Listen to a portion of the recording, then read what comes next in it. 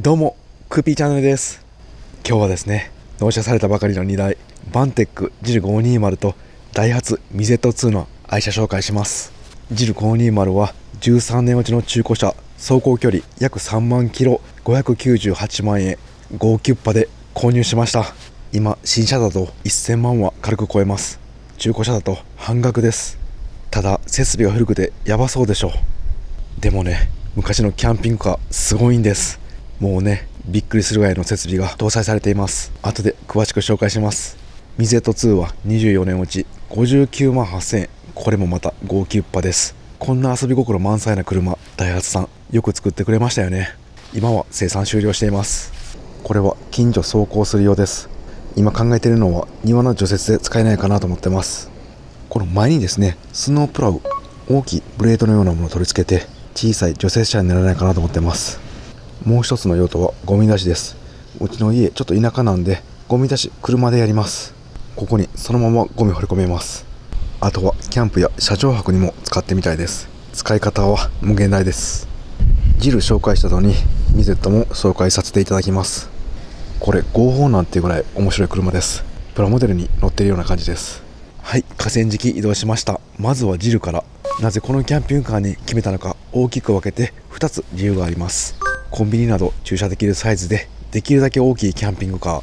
2つ目はフル装備、トイレ、シャワー、エアコンのついているキャンピングカー。当初は 4WD のもっとコンパクトなキャンピングカーを考えていましたが、能登半島の地震で家が被災して考え方が変わりました。自分の家も被害を受けました。そして実際にキャンピングカーで避難車中泊してみて大きく考え方が変わりました。もうできるだけ大きい方がいい、大きさが正義という考えに変わりました。その中でも普段使いできるギリギリの大きさのサイズを選びました。田舎に移住したので駐車スペースはあるし、道路も比較的広いのでこのサイズにしました。カムロードベースのキャブコの中では最大規模のキャンピングカーになります。全長516センチ、全幅が206センチ、サイドオーニングついてますんで、それを含めると211センチ、全高294センチ。2つ目の条件、フル装備のキャンピングカー。トイレとシャワー、家庭用エアコン、この3つついているキャンピングカーを探しました。災害時は特にトイレ、シャワーは重宝するはずです。生活用水タンクが67リッターでお水もたくさん搭載できます。この理想の条件の中で価格が前のキャンピングカーを売却してプラス100万から200万くらいで探していて見つかりました。JIL520 のスペックはこちらに掲載しておきます。エンジンは3リッターディーゼルターボ駆動方式 4WD、 ミッションは 4AT です。乗車定員7名、就寝定員5名、車両総重量 3285kg、 3.5 トン以下なので普通免許でも運転できます。参考までに任意保険は7万円くらいでした。車両保険などもつけています。それでは外装から紹介していきます。ベース車両のカムロードは現行ではなくて一つ前のカムロードになります。緑っていうんですかね、このラインがレトロさを感じます。今のキャンピングカーは全部白になっちゃったので、こういうデザインはもう今はないですね。このバンクの青いラインはちゃんと意味があって、雨などがかからないようになっているそうです。そしてこのフロントバンパーのエアロですね、これは当時オプションでした。このフロントから運転席とかまでつながっています。なんかこうやって見るとガンダムチックですよね。13年前のキャンピングカーなんですけど、結構なんかツヤもあって綺麗な状態です。走行距離は約3万キロだったんで、ガレージで長期保管していたかもしれません。サイドもフロント同様、この青のラインが入っています。で、こちら金色のデカールが貼られています。520のゼロのとこデカールが少し剥がれています。中古なんで仕方ないですね。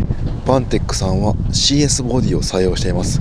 つなぎ目のない FRP 一体成形タイプです。衝撃吸収に優れ、万が一の事故の時も乗員を守ります。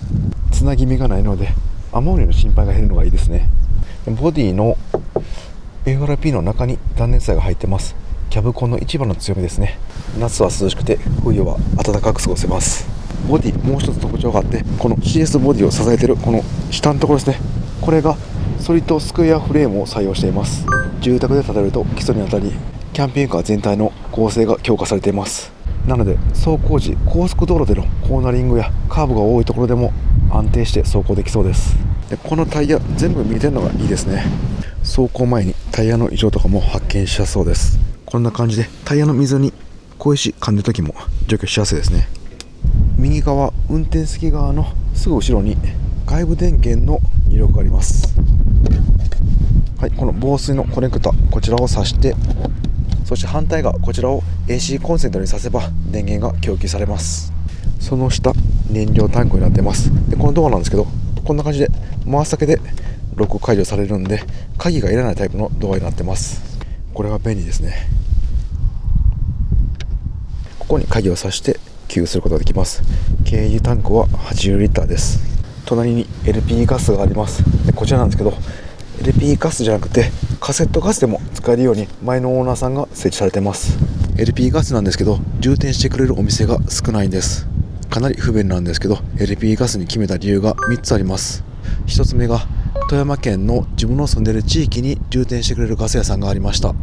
2つ目は災害時です。 LP ガスかなり重宝します。電気はすぐになくなるんですけど LP ガスは長時間持ちます。なので災害も想定してガスにしました。3つ目なんですけど、キャンピングカーの情報発信をしているので、このガスも経験した方がより一層実用的な情報が伝えられるんじゃないかなと思います。今度4月にですね、ガスの講習があります。オンラインで受けれます。その講習を受けると充電できるようになるようです。しっかり勉強してまた動画でもお伝えします。で後ろの方こちらに給水口があります。ここにホースを突っ込んでお水を入れます。67リッターです。その後ろはマルチルームにつながっています。この下はトイレのお物タンクです。これを引くと出てきて、ここから捨てられます。でこの上はトイレを洗浄する水ですね。こちらに入れます。でその上はトイレのマルチルームの窓があります。でその後ろ窓2つもこちらリアベッドの上段と下段の窓です。でここはリアのバゲッジスペースのドアになります。かなり広いですね。でその下こちらも収納スペースがあります。結構ここも広いですね。反対側のサイド助手席側になります。でこちら運転席側と違うのが、このまず入り口のドアがあります。そしてサイドオーニングもついています。でこのサイドオーニングはバンテックさん標準でついています。このサイドオーニングの上こちらちっちゃいのがこのキッチンの換気扇の吹き出し口です。下の方ルーバーの中にエアコンの室外機があります。横に入り口があって、ここは冷蔵庫の排熱口ですね。そしてこちらはボイラー、その上にキッチンの窓があります。でここはリアのスペースになってます。で反対側からこんな感じで出し入れできます。でここには清水タンクですね、20リッターあります。これは飲み水とかに使えます。生活用水のタンクと別に用意してくれているのがありがたいですね。でこちらはリアベッドの窓になります。上段の方は窓がありません。車体下がこちらに排水タンクがあります。でこれですね、こっから排水が出てきます。こんな感じで蓋が通って、でここにホースがつないで汚水流せるところにホースを持っていって、このレバーを引くとジャーって出ます。排水タンクは70リッターです。後ろのライトこれ縦に並んでるんですけど、なんかすごいレトロですよね。この一番上にあるのがこれリアスポイラーらしいです。これがあることによって高速道路の橋どう変わるか楽しみです。そしてこのナンバーのところ開きます。ここはゴミ入れにちょうどいいですね。穴開いてますんで汚れても洗い流せます。でここもバケッジドア後ろつながっています。だから3方向から荷物出し入れできます。この高い位置についてるこちらなんですけど、サイクルキャリアです。自転車を詰めます。あとはこんな大きいボックスですね。で自分の軽キャンピングカーインディ727も積んでるんですけど、そういったもので収納も増やすこともできます。こちらはオプションです。でその隣こちらラダーは標準でついています。ここのフックを外すと使えます。これで屋根の掃除や雪落としもできます。ちょっと登ってみます。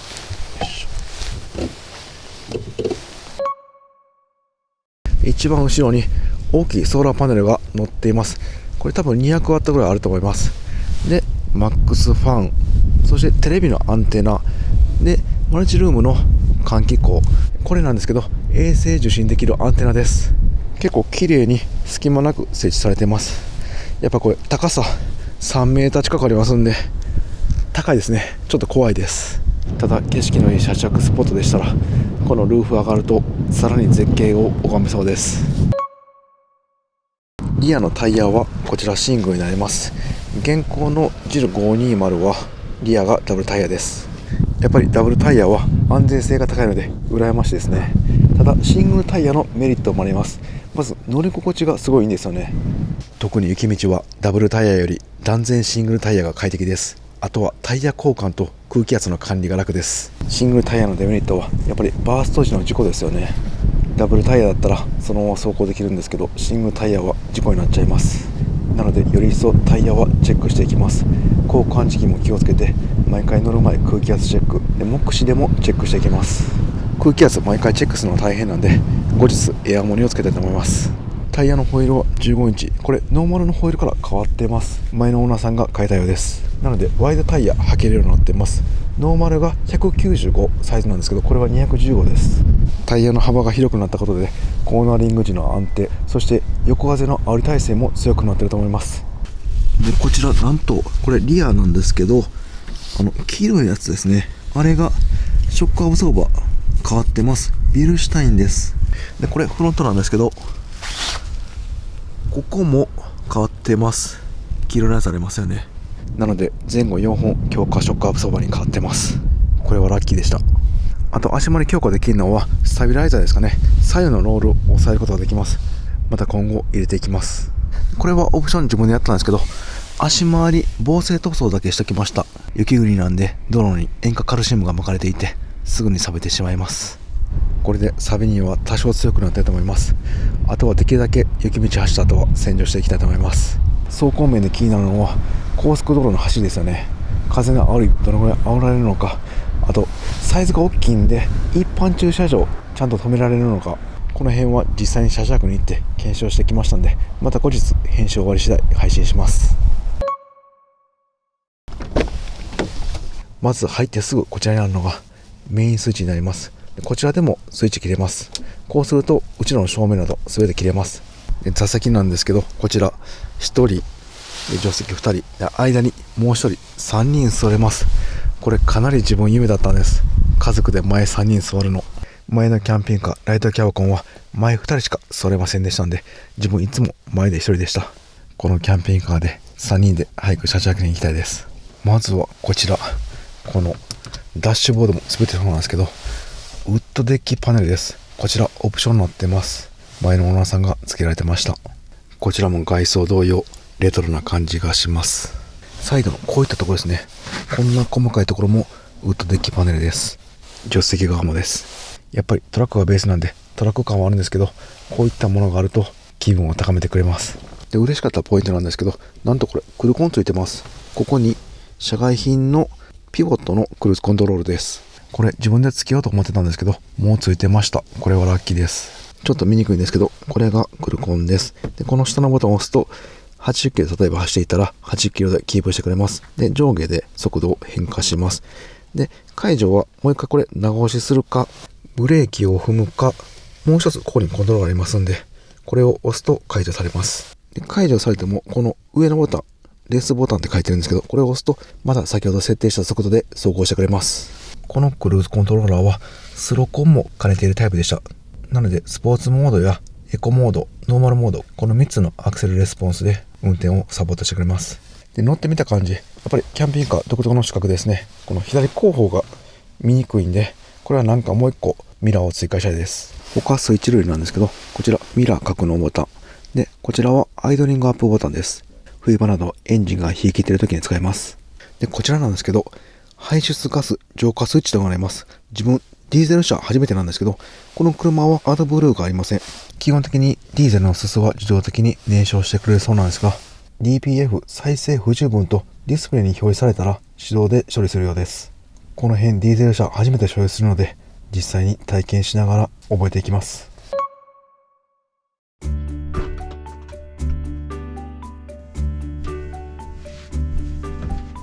いや、このレトロな感じいいですね。ソファーの色も落ち着きます。この家具も落ち着いた色合いです。窓が大きくて、で高さもありますんで、かなりよく景色が見えます。これから家族でいい景色が見れると思うとワクワクします。ダウンライトがたくさんついていて、非現実的空間といった感じです。これはテンション上がります。レイアウトは王道のセンターにダイネット、後ろにマルチルーム、ギャレー、一番後ろはリア2段ベッド、そして前の方にバンクベッドです。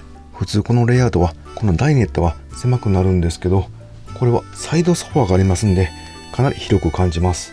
全長が516センチ、少し伸びるだけでこんなにも変わるんですね。前に所有していたライトキャブコンや5メーター以下のカムノードの場合、このスペースちょっと短くなるんで、電子レンジや下駄箱、テレビ台などが置かれているパターンが多いです。このサイドソファーをここまで延長できますんで、横になって眠れそうです。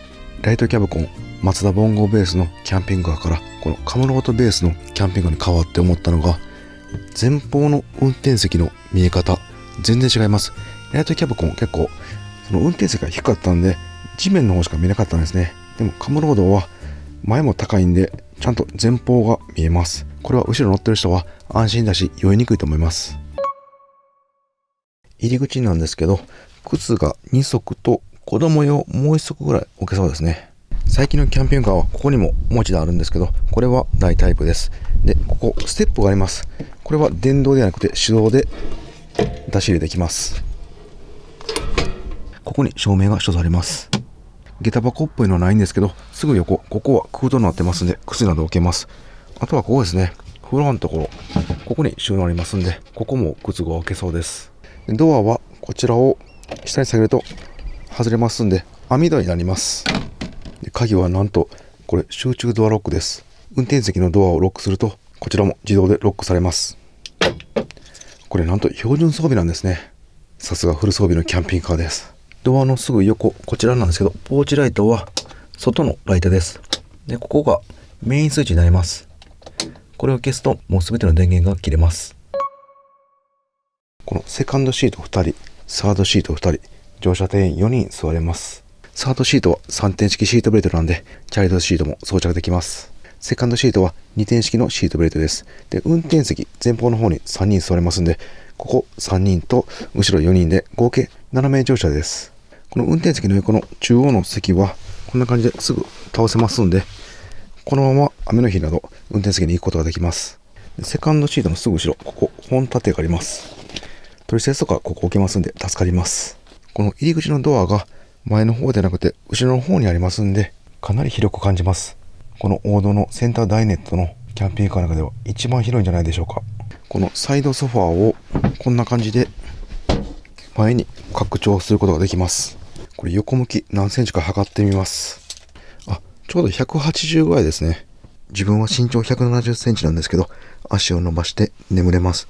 日本人男性平均ぐらいの身長であれば問題なく眠れそうです。ここで子供が寝て、でこちら側で大人が晩酌することもできます。このサイドソファーがあるのは昔のジル520で、現行のジル520はありません。もうこのセカンドシートがこの端までつながってます。で、入り口がもうちょっとこの辺で、ここはソファーがない状態です。テーブルと窓の間のこのサイドカウンター、これかなり長くて端から端まであります。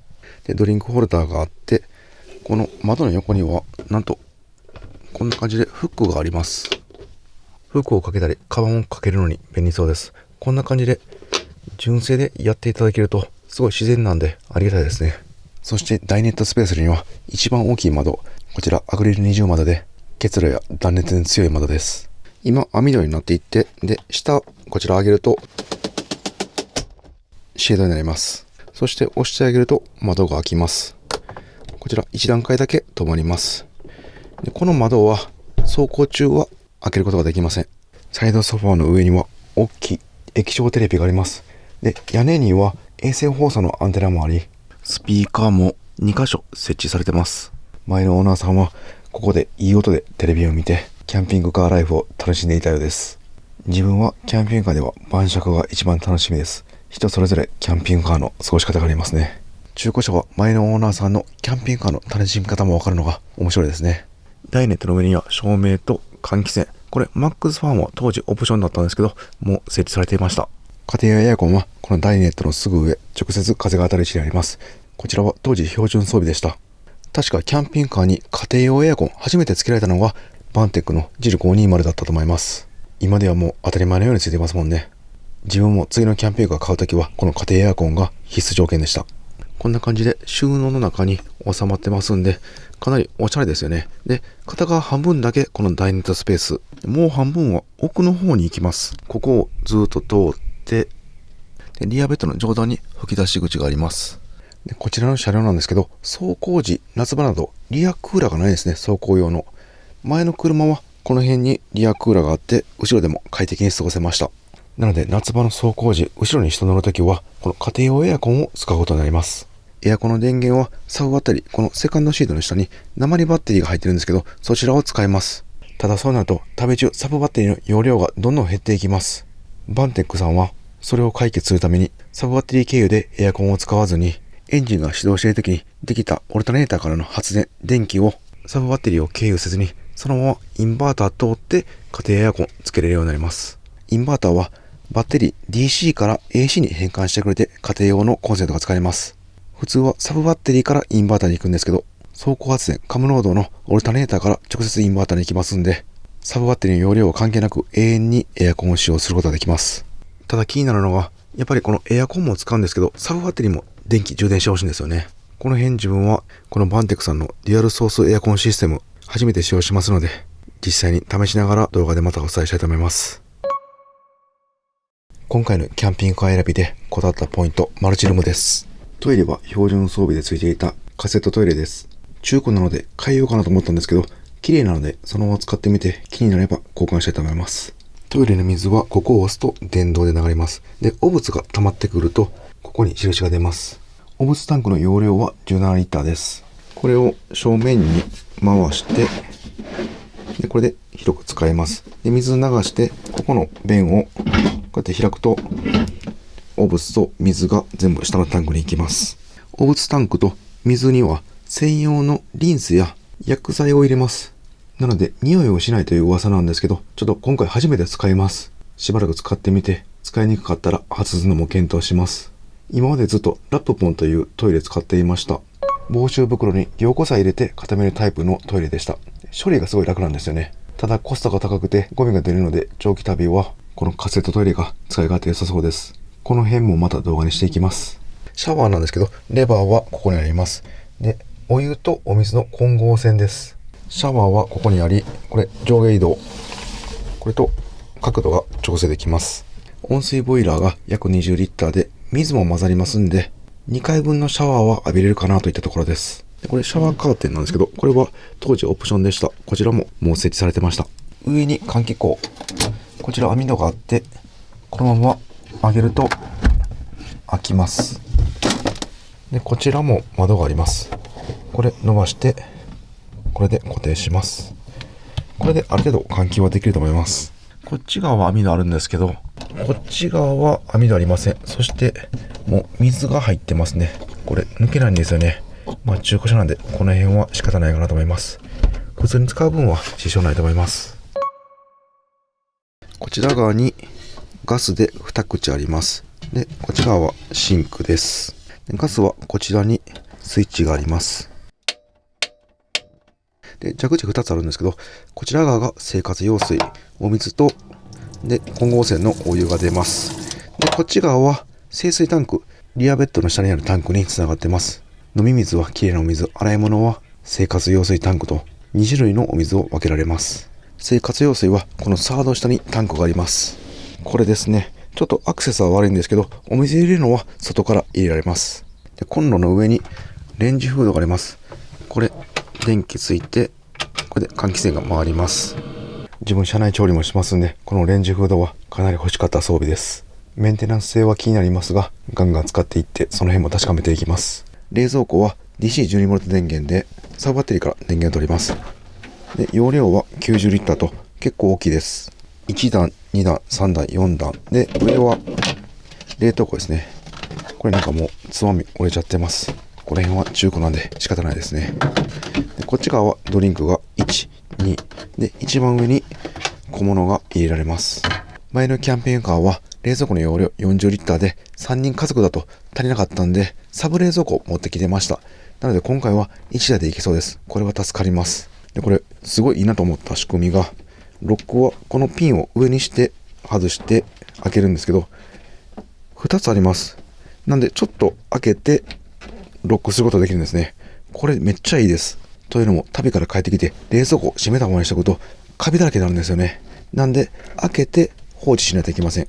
でもこれならこのハーフロック、この状態で放置できます。これはよく考えられてますね。で調理台がちょっと少ないんですけど、ここ横こんな感じで延長することもできます。で足元にはこれガスの警報器があります。上には電子レンジがあります。こちらはオプションですがすでに設置されていました。このシンク周りのスイッチ関連なんですけど、バンテックさんはスイッチを入り口に集中するんではなくて、その使う機器の前にスイッチがあります。これは使い勝手良さそうですね。一番左からこれはガスのオンオフスイッチがあります。でこちらは温水ボイラーのスイッチ、水道ポンプ、ダウンライトギャレ、これはここの上に照明があります。そして生活用水67リッターのタンクの容量が一目でわかります。一番右がこれバッテリーのメーターですね。ボトロニックの昔のタイプです。この一番左スイッチを押すと現在のボルトがわかります。で真ん中に押すと現在の消費しているアンペアですね。チャージか消費しているかわかります。一番右にすると何アンペア容量今あるかわかります。現在300アンペアアワーですね。そしてこの温水ボイラーなんですけど、今回初めて使いますんでいろいろ勉強しました。この蛇口とシャワーで温かいお湯が出る温水ボイラーなんですけど、温め方は LP ガスとラジエーターです。ラジエーターは走行中のエンジンの熱を利用しますんで、かなりエコです。燃料が軽油ということになりますんで、災害時も強そうですね。現行のジル520はラジエーターと電気、外部電源つないでいる時に使用できます。なので停車中どこでもお湯を温められるのはガスだけなんですね。仕組みなんですけど、生活用水タンクから水が温水ボイラーに移動します。ボイラーの容量は約20リッターで約70度に温められます。このレバーを一番上までしたら普通の生活用水と混ざって温水が出てきます。で、気になったのは温水ボイラーに直接水を入れることができないそうです。生活用水から水が注入される仕組みのようです。そしてこの生活用水のタンクのメーターはあるんですけど、温水ボイラーのタンクのメーターはありません。これ不便そうなんですけど、実際に使って慣れていくしかないですね。温水ボイラータンク自体は断熱材がしっかり巻き付けられているので、かなり長い時間温かい状態はキープできるそうです。ちなみに水からお湯に温める時間はガスで20分から40分ほどらしいです。電気の場合はかなり長くてガスの3倍以上かかるみたいです。車内で温水が使えるということでかなりキャンピングカーライフが変わりそうなんですが、デメリットもあります。ボイラーはお湯を使う予定がなくても強制的に温められます。なので夏もボイラーにお水があればお湯が温まります。なんか暑い夏に熱源が車になるのは嫌な気がしますが、どうなんでしょう。夏になってみないとわかんないですね。そして寒い場所では凍結するようです。ボイラーに向かっている配管とボイラー自体の水抜きも必要ということです。シャワーなどはかなり快適で楽しみなんですが、温水ボイラーは初めてのシステムなので実際に使っていって使い心地をまた動画でお伝えします。サブバッテリーはこのセカンドシートの下にあります。ここに鉛バッテリー容量約 100Ah が3台あります。これ元から3台だったんですけど、もうかなり劣化していたんで、サービスで藤川さんが新品に変えてくれました。この鉛バッテリー3台というのは当時標準装備でした。今でこそ当たり前の容量ですが、当時はかなり大容量だったと思います。家庭用エアコン一晩ぐらいはこの標準の鉛バッテリーで持つと思います。そのうち大容量のリチウムバッテリーに変えたいと思います。このサブバッテリーぐらい大きいの、こちらは 1500W のインバーターです。でこのセカンドシートの横、サイドソファーの下が空いてるんですよね。なのでバッテリーも拡張できそうです。で、ここですよね。サイドシートとセカンドシートの間、ここもソファーにしちゃうならもう収納にできますんで、ここにもバッテリー置くことができます。これは夢が広がります。超大容量の最新鋭バッテリーシステム組んでみたいですね。このバッテリーシステムですごいいいなと思ったのが、ここなんと開きます。こんな感じでメンテしやすいんですよね。こちらはよく考えられてるなと思いました。そしてバッテリーの充電システムなんですけど、外部充電と、あとはソーラーからの充電、そして走行充電。このカムロードは走行充電、オルタネーターの発電量がかなり大きいんですよね。12ボルト 130A です。ここにオルタネーターの性能テストレポートがあります。で、見ると13ボルトでエンジン回転数が1600、これ準高速度ぐらいの回転数なんですけど、出力電流が 81.5A、ワットに換算すると約 1000W 発電されます。2000回転ぐらいだったら 108A 出力電流あります。約 1400W 発電されます。今までは走行充電の発電量が低くて走行充電量に悩まされていたので、かなり改善されそうです。この辺も検証していくのが楽しみです。で、こちらインバーターのスイッチがあって、こちらで AC コンセントが使えるようになります。で、その上に FF ヒーターのスイッチがあります。燃料のディーゼルを使います。一晩つけっぱなしでも2リッターぐらいの消費なんで、かなりコストが安いです。FF ヒーターの温風の吹き出し口がこのメインのソファーの足元あたりとリアベッドの下、そして嬉しいのがマルチルームにも風が出るようになってます。こちらは温風来ないように閉めることもできます。で、こうすると風が来ます。せっかくシャワーが浴びれても冬場はこの中かなり寒くなりますんで、この FF ヒーターのマルチルームでの温風出口はかなり助かります。収納はいろんなところにあります。まず一番使い勝手良さそうなこのダイニングソファーの上ですね。かなり広い収納が2つあります。で、この下も小物が入ります。で、テーブルの下、ここも収納があります。で、ここのスイッチを押すと、ここも雑誌など収納できます。で、シート下は、こちらは生活用水、こちらはバッテリーなんで、このサイドシートの下だけ今のところ収納で使えます。で、ギャレーの上にも収納があります。こちらは換気扇がありますんで、こんなダクトが通ってます。ただ横は奥行きありますんで、いろいろ置けそうです。シンクの下にも引き出し式の収納あります。これかなり大容量なので、こちらはお皿やラップなどキッチン用品を収納するのに重宝しそうです。マルチルームの上の方にも小物入れれる収納があります。リアベッドの下ですね。こちらがこのキャンピングカーで一番大きい収納です。これはかなりのキャンプ用品などいろんなものが置けそうです。で、外からもアクセスできますんで、使い勝手は良さそうです。リアベッド下段なんですけど、2つ収納あります。で、反対側は小物入れられますね。ここにちょっとしたスペースありますんで、スマホとか置くの良さそうです。これ見ながら寝たらかなり気持ちよく眠りそうですね。そしてリアベッドの上段なんですけど、あちら側に小物入れ収納があります。で、反対側、こっち側は何もないですね。窓はすべてアクリル二重窓で断熱や結露に強い窓になっています。で、こんな感じでレースカーテンが付けられています。これネジで打ち込んでますんで、多分もうバンテックさんで付けられたのかなと思います。これは結構ありがたいですね。そのまま使わせていただきます。窓は全部で10個あります。まず一番大きいのがこのダイネットの窓ですね。で、反対が入り口の横に小さい窓が1つ。こちらは跳ね上げ式の窓ではなくて、このスライド式になってます。なので走行中も開けることができます。そしてキッチンに1つ、リアベッドの下段に1つ、反対側にもう1つ、リアベッドの上段に1つ、マルチルームに1つ、で、バンクベッドに2つあります。ベッドは3箇所あります。バンクベッド、ダイネットのソファーベッド、そしてリアベッド。全長が長い516センチなんで、リアベッドに恩恵が一番出ています。この下段の横幅、実寸で 81.5 センチあります。で、長さは約190センチです。上段も長さは一緒の190なんですけど、この横幅が少し広くて83センチあります。この下段の方は、リアのテールランプの配線系を収納するこの棚がありますんで、その分で少しだけ狭くなっているようです。いやー、これね、寝てみたんですけど、もう最高です、本当に。十分寝返りも打てます。マットも5、6センチありますんで、快適に眠れます。で、寝転んでみて、高さも結構あります。手伸ばして、この手の甲、下ら辺がつくぐらいありますんで、圧迫感は全然ありません。オプション装備なんですが、カーテンも設置されています。これも前のオーナーさんがつけてくれてました。こうしてみると、かなり落ち着いた空間で、キャンピングカーでもプライベート空間が出来上がります。上段にもカーテンが設置されてます。これは嬉しいですね。ちょっと柄がレトロな感じがしますんで、こちらは自分の好きなカーテンに今後変えていってもいいかもしれません。この上段のベッドは上に跳ね上げることができます。こんな感じでダンパーがありますんで、上で固定されます。この状態だと下の下段ベッドはかなり開放的になります。で、前のエアコンの送風口がここから出てくるんですけど、こうベッドを跳ね上げるとここに当たって下に降りるんで、下段の人も快適に眠れそうです。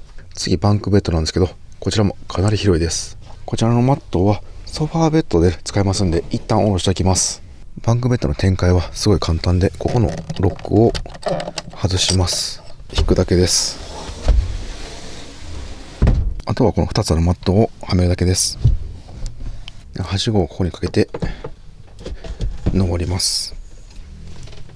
このバンクベッドは本当に広いので、家族車中泊では大活躍しそうです。横幅が実寸で約188センチ。で奥行きが実寸で約184センチです。なのでこのキャンピングカーの進行方向に足を向けて寝ることもできるし、横向きに寝ることもできます。この進行方向に寝ると少し天井が足元低くなってますんで、ちょっと当たる時もあります。なので自分だったらこの横向きで寝ると思います。でバンクベッドの高さ、こちらは実寸で63センチです。やっぱり高さがないと圧迫感があって寝る人を選ぶんですけど、このぐらい高かったら誰でも眠れると思います。大人だったらこの進行方向に足を向けて寝るので、横に2人と3人ぐらいはいけます。これ嬉しいのが落下防止の網があります。こんな感じで簡単に装着できます。これだったら酔っ払っても安心してバンクベッドで眠れますね。でカーテンもあります。これ眠る時以外にも夏場エアコン使う時もここを閉めておけば、こちら側の空間が狭まってエアコンの効きが良くなると思います。照明も手元にあって、これでオフとこういった豆球にもできます。これはすごいありがたいですよね。せっかく寝る準備に入っても電球消すのでまた下降りてしまうと目が覚めてしまいます。そして最後にダイニングソファーのベッド展開です。まずはテーブルを外します。この足なんですけど、下に引っ張ってで折りたたみます。テーブルのロック2箇所外します。でこれで外れます。でソファーの下にはめます。そしてこれ通常背もたれをこの間にはめて完成なんですけど、こういったクッションが一つありました。これオプションなのか標準なのかちょっと不明なんですけど、これがちょうどここにはまります。この状態でもうベッドが完成します。背もたれを外さなくていいのはかなり便利です。チャイルドシートなど設置していると結構取り出すの面倒なんですよね。この状態で実寸いくらなのか測ってみます。これで長さが約170センチ、横幅は約84センチ。横幅は十分なんですけど、長さが170センチなんで、自分はちょっときついですね。このマット1個11センチ厚みありますんで、これを外せば180センチになります。こちらのマットも外すと、約長さ193センチのベッドになります。そしてこのサイドソファーを展開した状態に、オプションのマット、これ下が硬い木でできたマットです。こちらもありました。でこの2つのマットをここにはめると、こうするとこの横に180センチありますんで、ここに1人でここに1人と2人眠ることができます。この冷蔵庫あるんですけど、フルフラットにしても開くように設計されています。これは嬉しいですね。ただその代わりここの幅が少し狭くなってて157センチです、実寸で。あとはここに出っ張りがありますんで、頭をこっちにして足をこっちにする方が良さそうです。こっちがもう頭こっちですね。で足こっちです。もしくはここ大人1名寝て、こっちですね。こっちを子供150センチぐらいまででしたら眠れます。このダイネットのソファーベッドの展開も結構簡単だったんで、バンクベッドやリアベッド以外にもこのソファーベッドも頻繁に使うかもしれません。家族で使うときは、現在自分の家族3人なんで、この状態が一番多いかなと思います。この状態でしたら、高速道路走行中眠たくなったら15分睡眠よく自分するんですけど、もうここ移動してここでそのまま寝てまた出発できます。リアベッドまで行かなくていいのと、リアベッドは結構寒かったり暑かったりしますんで、運転席やダイネットが暖房で温まった状態ですぐに仮眠できるのはありがたいです。はい、あとはこういった仕切りカーテンが2つありました。これはホックで留めるカーテンで、運転席との仕切りカーテンになります。あともう一つ、こちらは入り口ですね。これで目隠しができます。これはこんな感じでもう巻いてマジックテープか何かで留めておくのが使い勝手良さそうです。それではジル520納車されて実際に触れてから気づいたメリットデメリットをお伝えします。まずはデメリットからです。このバックミラーモニター、やっぱりすごい小さくて見にくいです。これよくキャンピングカーで採用されているバックミラーモニターなんですけど、すごいちっちゃいんですよね。距離感がつかみにくいです。で結構離れてるなと思って実際ミラーで見るとめっちゃ近かったりします。ちょうどいい車間距離だなと思っても、このバックミラーモニターで見るともう点のようにしか見えません。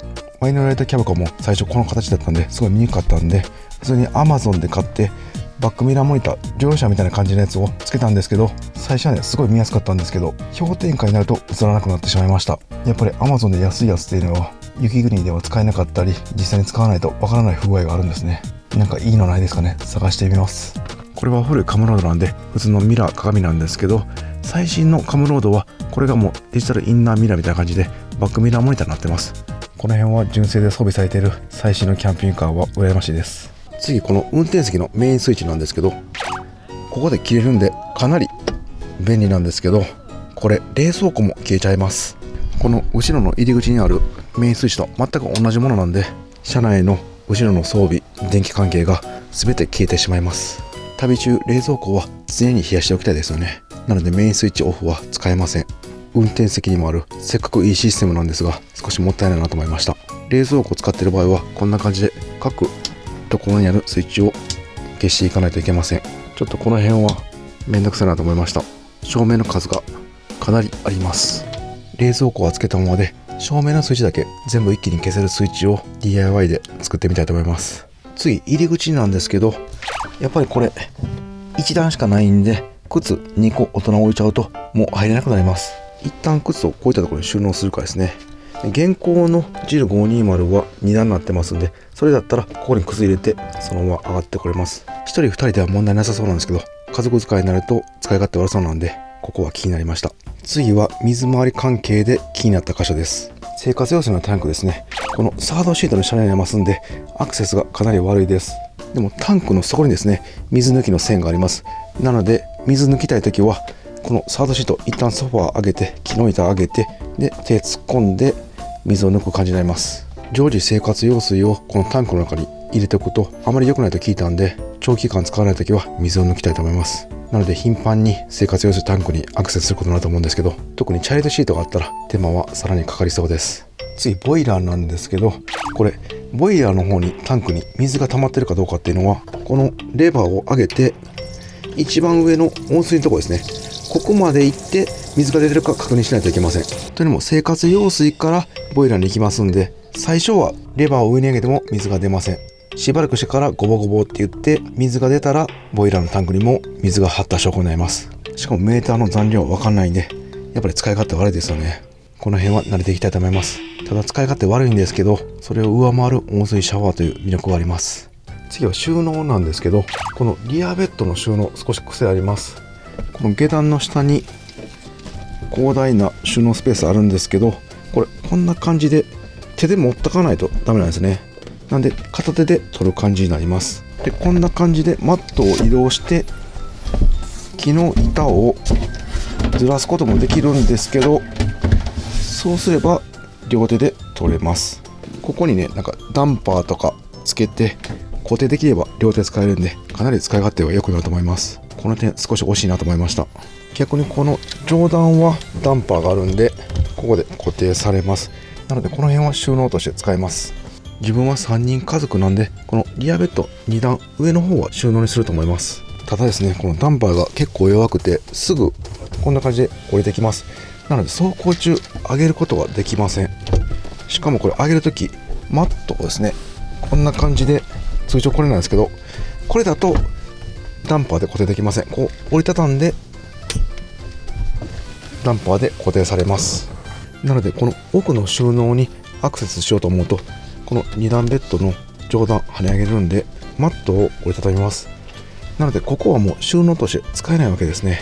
かなりスペースが広いので、なんかもったいないなと思いました。ちょっと使い方癖ありますね。もうこれは跳ね上げないでこのまま固定して、ここに荷物を置いていく方がいいかもしれません。ただそうなるとクーラーの吹き出し口、リアの方、こちら出るんですけど、リアベッドの上段の方に空気が溜まってしまって、下段の方は暑いと思います。この夏を快適に過ごせる家庭用エアコンなんですけど、これも癖ありました。こちらパカって外れて掃除できるんかなと思ったんですけど、これネジになってます。なのでこれ全部外してでフィルターを掃除するしかありません。かなり手間ですね。そして根本的に冷えるのか気になります。この広い空間半分だけの風で冷えるのか。最近の夏は本当に暑いんで、前のライトキャブコンの時はこのリアベッドカーテンしてました。でもこれカーテンしても半分の冷風はリアに行きます。この辺は今年暑くなってみてから検証します。もしかしたらこのバンテックさんのボディはすごい断熱効果がある可能性があります。そうなると冷えると思います。あとは走行中にデュアルソースエアコンシステムですね。走行してエンジンからオルタネーター発電でエアコンが使用できるんですけど、その時にバッテリーにどのぐらい充電されるのか、サブバッテリーの方ですね、こちらも充電しないと長期旅はできません。この辺も検証が必要ですね。次はメリットなんですけど、まず1つ目、やっぱり中古のコスパの良さですね。このフル装備のキャンピングカー、今買うと1000万は軽く超えます。そしてさらにこの動画で紹介した通り、オプションが多数ついてます。この辺は中古の良さですね。新車でつけていくとどんどん価格が跳ね上がってきます。2つ目はこのやっぱりサイドソファーですね。お子さんがいる家庭にはこれ絶対重宝します。当初購入を考えていたリアエントランスモデルなんですけど、そのリアエントランスの場合はこの横に常設ベッドっぽいソファーがあって、その横にこういったダイネットがあります。そこまでは広くないにしても、ここで子供が寝ながらこっちでくつろげるダイネットスペースがあるのはこのサイドソファーのおかげだと思います。そしてリアエントランスに負けないぐらいのこの開放感ですよね。こっち側は広いんですけど、こっちが窓が少ないモデルが多いです。でもこちら側にしっかり2つの窓と、で入り口のドアも窓がついてます。なので駐車の向きによっては絶景が見れない場所もあるんですけど、どの方向でも絶景が見れそうです。次のメリットはこのリアの常設ベッドの横幅の広さですね。これは全長516センチのキャンピングカーを買って本当に良かったなと思うところです。多分自分はよくここで寝ると思いますんで、これからの旅が楽しみです。次良かったなと思うのがこのテーブルなんですけど、これちょっと上げてあげて横に押すと移動します。こっち側にも移動します。でこんな感じで最後は落ちないようになっています。このロックのシステムは初めてです。バンテックさんのキャンピングカーではよく採用されています。今まではこの上にスイッチがあってガチャンって止めるタイプでした。その場合は横に動きにくくなります。これ普通に動くんでいいなと思いました。入る時とか広くなっていいですよね。ただこの横に動くっていうのが本当に合ってるのか、ただ劣化でそうなってるのかちょっと今は分かりません。これはそういう動く仕様なのか劣化してしまったのか自分では分かんないので、もしご存知の方いましたらコメントで教えてください。こんな感じで全長が5メーターより少し長いだけで様々なメリットがありました。ただ気になるのが街乗り走行ですよね。特にスーパーなどの駐車、普段使いでも使いたいんですけど、旅の途中いろいろ寄りたいのでその辺も気になりますよね。実はもう車中泊して徹底的に検証してきました。そちらの様子はまた編集終わり次第配信します。で今後のジロはですね、まずは電気系大容量に DIY 車です。リチウムバッテリー 800Ah ぐらい、ワットアワーで1万ワットアワーぐらい積みたいですね。そちらも動画にします。はい、次はミゼット2の内外装紹介なんですけど、動画長くなるので来週別の動画でお送りします。その後に先日納車時撮影した納車車中泊動画配信予定です。ぜひチャンネル登録して動画のチェックよろしくお願いします。中古キャンピングカー今納車されました。